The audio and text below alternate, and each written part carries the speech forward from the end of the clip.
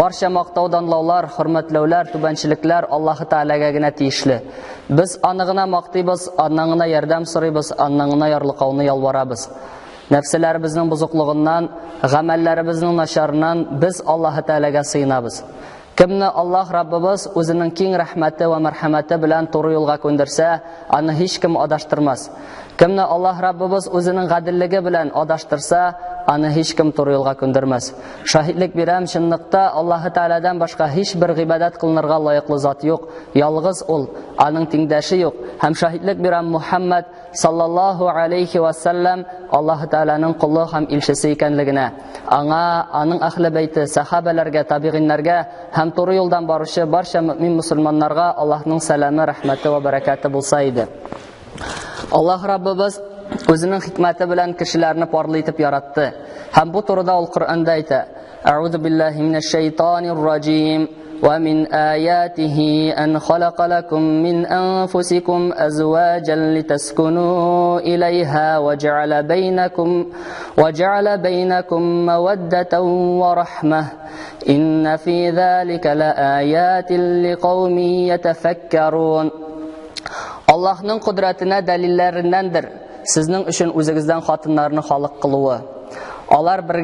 Ular bilan birga yashawingiz uchun. Alloh sizning orangizga do'stlik ham muhabbat o'rnashtirdi. Durustlikda bu aybirlarda fikrlovchi xoliq uchun oyatlar, belgilar bordir. Alloh elchisi sallallohu alayhi va sallam aytadi: "Ad-dunya mata'un va khayru mata'iha al-mar'atu as-salihah." Dunyo ul lazzatdir. Andagi eng xayrli lazzat ul izgilikli xotin qizdir. Yaxshi xotin qiz er-otning turmushini yaxshi yoqqa o'zgartirga salatli. Erining oxiratda o'ngishga erishuvina sababchi bo'la ola. Butun jamiyatga foydali bo'lgan bolalar tarbiyalab o'stira ola. Menga misol etib o'z oldina eng zo'r maqsadlarni qo'ygan ansarlarning birinchilaridan bo'lib islom dinini qabul etgan Sulaym G'umaysa bint Milhanni keltirga bo'lar. Ул Malik an-Nadir degan kishining xotini bo'la. Ondan ul Anas degan bolani toba. Sulaym islomni qabul etgachda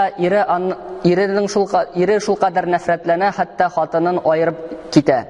Lekin endi G'umaysa Sulaym anglay bu anga kelgan sinovgina ekanligin. Ham endi ul Alloh rizoligi uchun sabr etadi. Ham ko'pda o'tmay aning eri o'lgan degan xabarni anga yetkiralar. Bu vaqtda ul bik shibar yosh xotin bo'la. Ko'pda o'tmay aning qo'lini so'rab Madinaning eng yaxshi erlaridan bo'lgan boy, yosh, obro'li Abu Talha kela. Abu Talha ul vaqtda mushrik bo'la. Bik ko'p qizlar anga kiyovga chiqirga xiyallana turgan bo'lalar. Abu Talha Sulaymda bir so'zsiz rizoligini berdi deb o'ylay.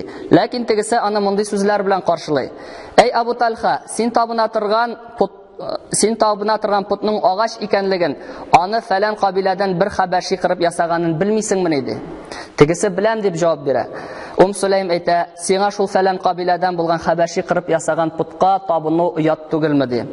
Abu Talha aning bilan kelishmay kirilana ham endi ayta ul Sulaymga bik ko'p boyliq, bik ko'p aqsha, bik ko'p mehr berashagin vaqda ayta, yaxshi turmush vaqda ayta. Lekin Sulaym ayta: "Alloh bilan ant etam, sening kabi kishilarning taqdimini keri qoqmaylar. Lekin sen musulmon tugil, amin muslima. Menga senga kiyovga chiqarga yaramay. Sen islomni qabul etsang, menga mehrda kerakmas edi" dedi. Ikkinchi kuni Abu Talha tag'ida ko'proq bo'laklar bilan kela. Tag'ida ko'proq mehr vaqda ayta, tag'ida yaxshiroq turmush vaqda ayta.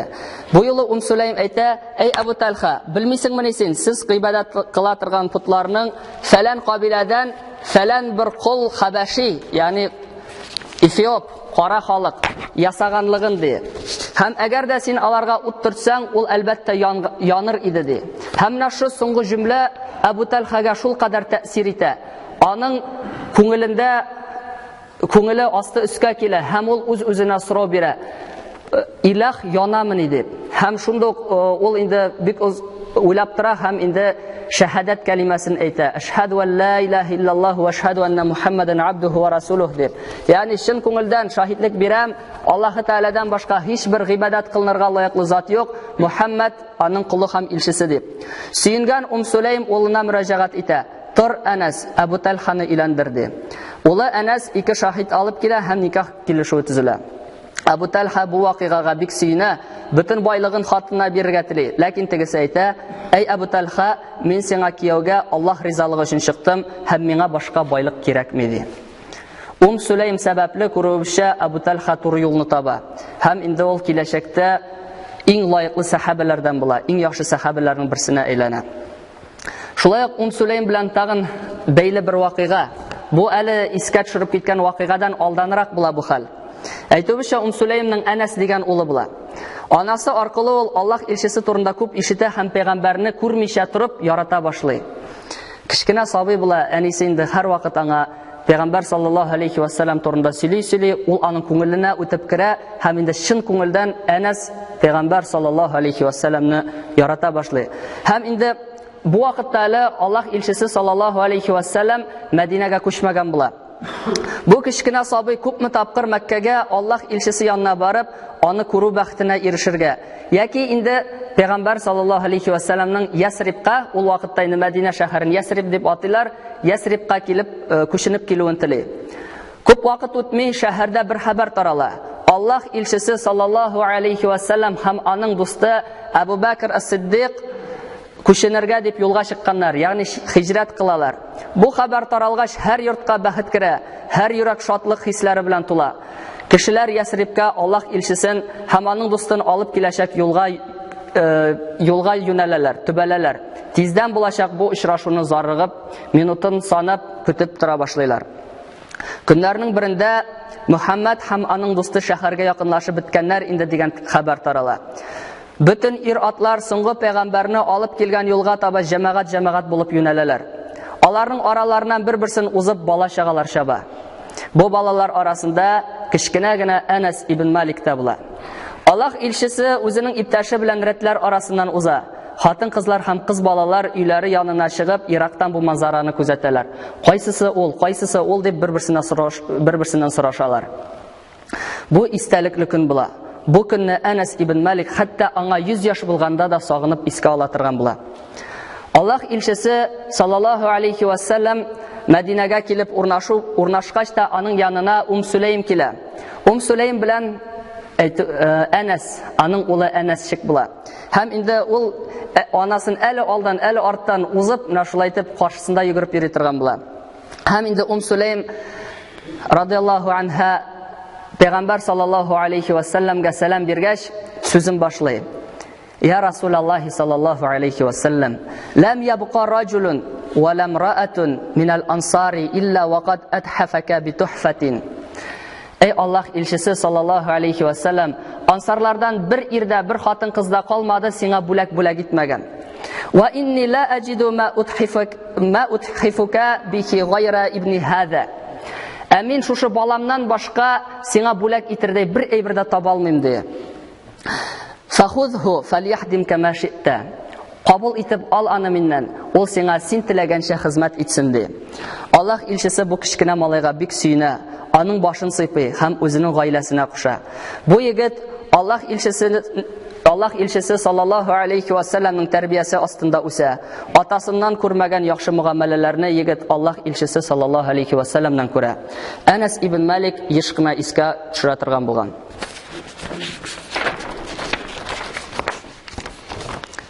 كان رسول الله صلوات الله وسلامه عليه من أحسن الناس خلقا وأرحبهم صدرا وأوفرهم حنانا.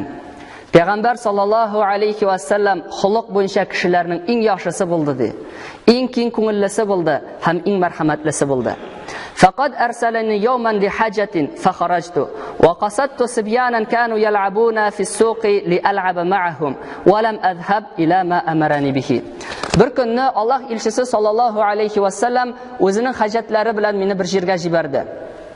Men indi kishkina sabiy bulgaç indi shiqqaç da bozar yanında oynagan balalar yanına oynarga ketdim. Hem indi Allah ilçisi sallallahu aleyhi ve sellem jibergen jirga barmadım. فلما صرت إليهم شعرت بإنسان يقف خلفي ويأخذ بثوبي. Hem indi alar bilan oynab turgaç ortimda bir ir-at basıp turganын sezdim di. Hem ol menim kiyimimi tuttu di.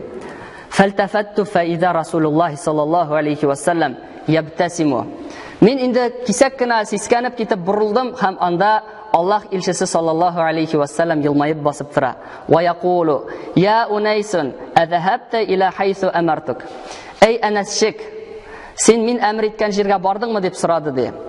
Фартабакту ва култу наам. Мин инде кыйынсындым һәм инде әйе дип әйттем. Инни заһибун ил-ана я Расулаллаһи саллаллаһу алейхи ва саллям.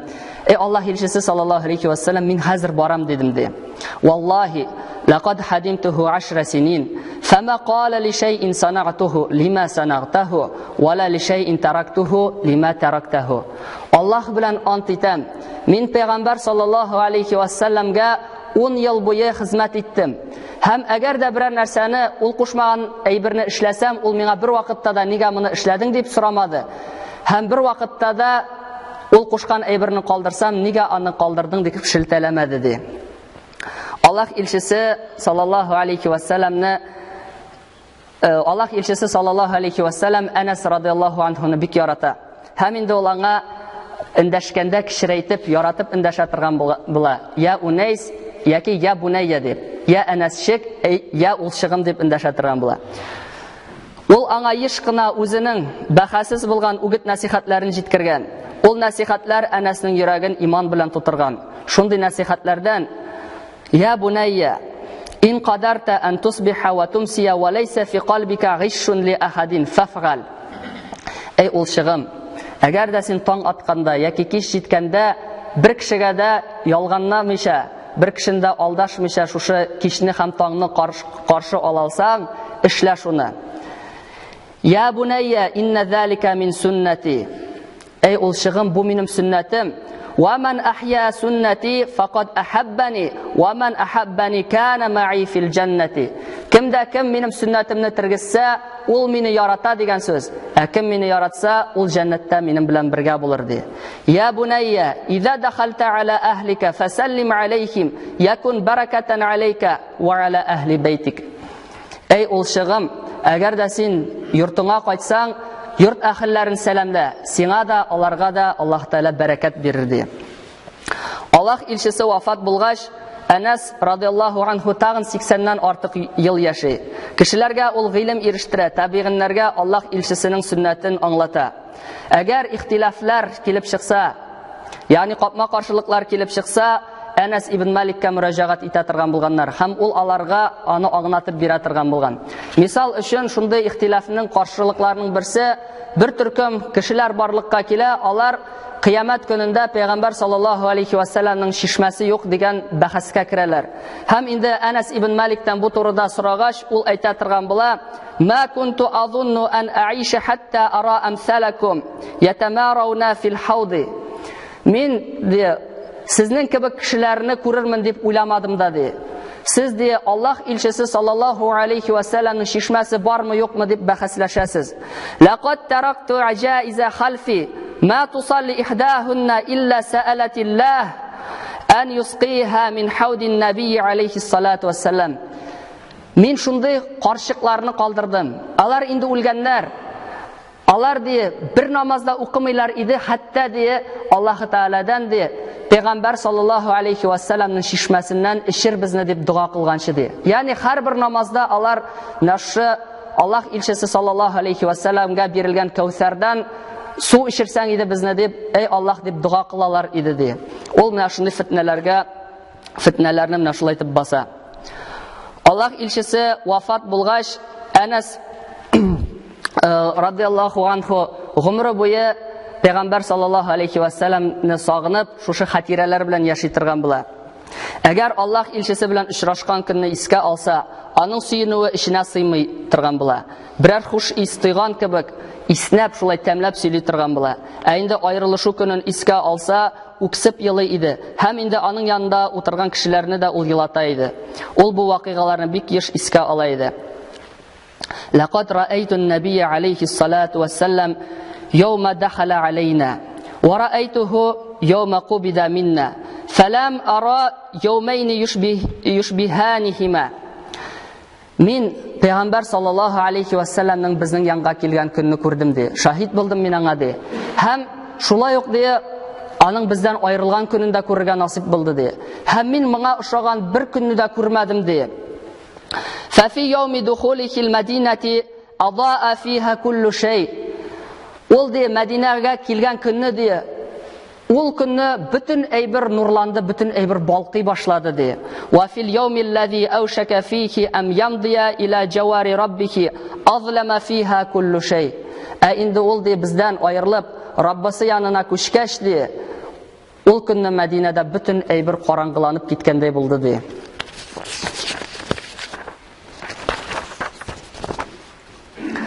وكان آخر نظرة نظرتها إليه يوم الاثنين حين كشفت الستارة عن حجرته. Мин аны соңгы тапкыр күргән көн ул дүшәмбе көн иде ди. Ул вакытта аның бүлмәсенең шаршавы күтәрелеп китте ди.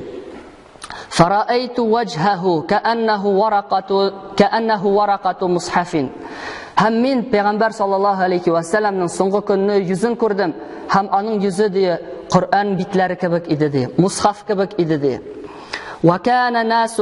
وكان الناس يومئذ وقوفا خلف أبي بكر ينظرون إليه وقد كادوا أن يضطربوا فأشار إليهم أبو بكر أن يثبتوا. Ул көнне без Абу Бакр радиллаһу анху артыннан намаз укый идек. Һәм кешеләр менә шушы шаршау күтәрелгәч, Пәйгамбәр саллаллаһу алейхи ва салламга таба карап, инде дулкынлана башладылар ди. Ләкин Абу Бакр алар нык торсыннар дип, намазларын бузмасыннар дип ишара ясады ди. ثم توفي الرسول عليه الصلاة والسلام فما نظرنا منظرا كان أعجب إلينا من وجهه صلى الله عليه وسلم حين وريناه ترابه. Һәм шушы көннең ди кояш чыккач Пәйгамбәр саллаллаһу алейхи ва саллям вафат булды ди. Һәм без ди аның йөзен туфрак белән каплаудан да ди гаҗәп манзара күрмәдек ди. Ягъни ул безгә шул кадәр гаҗәп булып тоелды. Галәмнәргә рәхмәт итеп җибәрелгән кешенең ди йөзенә ди туфрак белән туфрак атып, ягъни күмеп кую шул кадәр гаҗәп булды ди. Әнәс радиллаһу анху Аллаһ илчесе яраткан әйберне ярата торган була. Ул сөймәгән әйберне сөйми торган була. Аның сөннәтен үтәүгә хирис була. Аллаһ илчесе саллаллаһу алейхи ва саллям Әнәс радиллаһу анху бик күп тапкыр дугалар кылган. Мисал өчен Аллаһумма рзукху малан ва валадан ва барик лаху. Эй Аллаһ, аңа мал һәм балалар бир, һәм аңа бәрәкәтеңне насип ит дип дуга кылган. Һәм инде Аллаһ Раббыбыз үзенең сөекле хабибенең, сөекле пәйгамбәренең дугасына җавап бирә. Әнәс радиллаһу анху ансарлар арасыннан иң бае була һәм инде үзе исән вакытта ул бүтән оныкларын, бүтән балаларының саны аның 100дән артып киткән була. Һәм инде Аллаһ Раббыбыз аңа uzun гомер насип итә. Һәм ул инде бер тулы гасыр аңа өстәп тагын 3 ел яши. Ягъни 103 ел яши Әнәс радиллаһу анху. Әнәс ибн Малик Кыямәт көнендә Аллаһ илчесе саллаллаһу алейхи ва салламның шәфәгатенә иң өметләнүче кешеләрдән була. Еш кына ул әйтә торган була: "Мин кыямәт көнендә Аллаһ илчесе белән очрашырга өметләнәм. Очрашкач та мин аңа: "Эй Аллаһ илчесе, менә бу синең кичкенә хезмәтчең Әнәсчик" дип әйтәчәкмен" ди. Үлем шире белән ширли башлагач, Әнәс радиллаһу анху бүтән гаиләсен чакыртып китерә һәм әйтә: "Миңа ди шәһадәт кәлимәсен тәлқин иттегез ди. Ягъни шәһадәт кәлимәләрен минем исемә төшереп торыгыз ди. Һәм инде ул үлгәнче ашһаду ан ла илаһа иллаллаһ ва ашһаду анна мухаммадан абдуху ва расулуһ дип кабатлап ята. Һәм инде шушы сүзләр белән ул инде үлеп китә. Һәм инде аның бер васыяты кала. Пәйгамбәр саллаллаһу алейхи ва салламның кичкенә генә бер таякчыгы була. Ул инде Әнәс радиллаһу анху аны 80 ел буе шушы таякчыкны саклап килә. Һәм инде үлер алдыннан әйтә: "Мине ди шушы таяк белән бергә күмегез" дип. Һәм инде аның инде изары белән тәне арасына шушы таякны тыгып калдыралар һәм инде шушылай васыятын үтиләр. Әнәс Аллаһ Таала Әнәс ибн Маликкә һәм аның әнисе Сулайм Гумайса бинт Милханга ин хәерле савапларын бирсә иде һәм безнең дугаларыбызны аларга ирештерсә иде. Хорошая жена может изменить в жизни мужчины очень многое и даже стать причиной его спасения в мире вечном. Среди великих женщин, которые поставили перед собой высокие и благородные цели, проявили мудрость и дальновидность в выборе супруга и отличались силой личности, можно назвать Сулейм бинт Мильхан, принявшую ислам вместе с первыми мусульманками из числа ансаров. Она была женой Малика ибн ан-Надра и родила от него сына Анаса. Муж был крайне недоволен, когда она приняла ислам, и, разгневавшись, оставил ее. Однако она отказалась отрекаться от ислама в угоду ему, а через некоторое время ей принесли известие о его кончине. В то время она была красивой женщиной в самом рассвете молодости, уверенная в том, что все, постигшее ее, является лишь испытанием Всевышнего Аллаха Та'аля. И, надеясь на его награду, она взяла сына и отправилась к посланнику Аллаха, саллаллаху алейхи вассалям, чтобы Анас прислуживал ему. Вскоре к ней посватался один из лучших женихов Медины, молодой, сильный и богатый. Это Абу Тальха, который в те времена еще оставался язычником.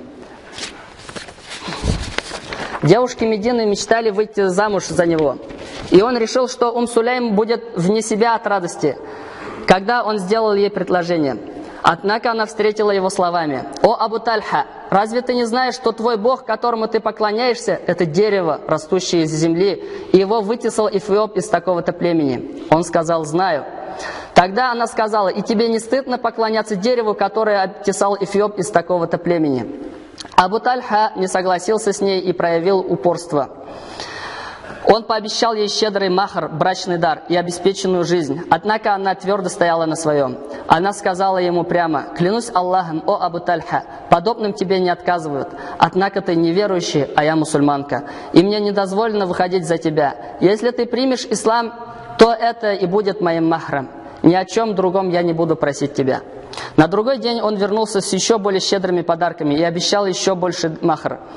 Однако она снова устояла перед искушением. Ее упорство делало ее еще более привлекательной в глазах Абу Тальхи. На этот раз она сказала ему: разве не знаете вы, что ваши боги, которым вы поклоняетесь, дело рук раба-плотника из такого-то семейства, и что если бы вы подожгли их, они бы сгорели? От ее слов внутри Абу Тальхи все перевернулось. И он спросил себя: может ли Бог сгореть? Помолчав некоторое время, он стал повторять, свидетельствуя, что нет божества, кроме Аллаха, и свидетельствуя, что Мухаммад, саллаллаху алейхи вассалям, посланник Аллаха. Сулейм, охваченная радостью, сказала своему сыну Анасу: «Встань, Анас, и жени Абу Тальху». Анас привел свидетелей и был заключен в брак. Абу Тальха был так рад, что выложил перед Сулейм все свое богатство. Однако она, как искренняя верующая, благородная и добродетельная мусульманка, сказала: «О Абу Тальха, поистине я вышла за тебя замуж ради Аллаха, и мне не нужно иного махра». وأقول قولي هذا واستغفر الله لي ولكم ولسائر جماعة المسلمين إنه هو الغفور الرحيم السميع الدعاء.